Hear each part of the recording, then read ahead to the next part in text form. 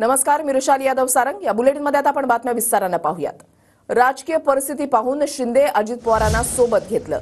संघाच्या बैठकीमध्ये देवेंद्र फडणवीसांकडून ही भूमिका स्पष्ट करण्यात आली आहे। उद्धव ठाकरेंनी धोका दिल्याचंही फडणवीसांनी या बैठकीमध्ये म्हटलंय। लोकसभेच्या वेळेला कुठे कमी पडलो याबाबत फडणवीसांनी भाष्य केलं। नागपुरात फडणवीसांच्या उपस्थितीमध्ये संघाची समन्वय बैठक पार पडली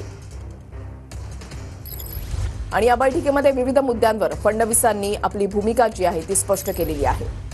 संघाच्या बैठकीमध्ये देवेंद्र फडणवीस यांनी आपली भूमिका स्पष्ट केली आहे। या बैठकीमध्ये नेमकं काय झालं, कोणत्या मुद्द्यांवर चर्चा झाली, तर अजित पवारांना सोबत घेण्यावर संघाच्या पदाधिकाऱ्यांनी आक्षेप घेतला।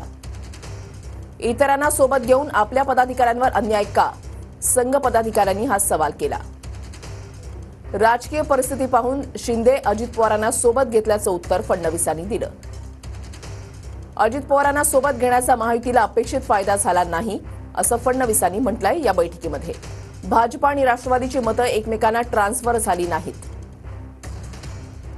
मतांची टक्केवारी कमी राहिल्यामुळे महायुतीला लोकसभेला फटका बसला असं फडणवीस यांनी या बैठकीमध्ये म्हटलेलं आहे। लोकसभा निवडणुकीमध्ये चुकीच्या नॅरेटिव्हचा फटका बसला हे देखील फडणवीसांनी मान्य केलेलं आहे। विधानसभा निवडणुकीमध्ये अजित पवारांना सोबत घेऊन पुढे जाणार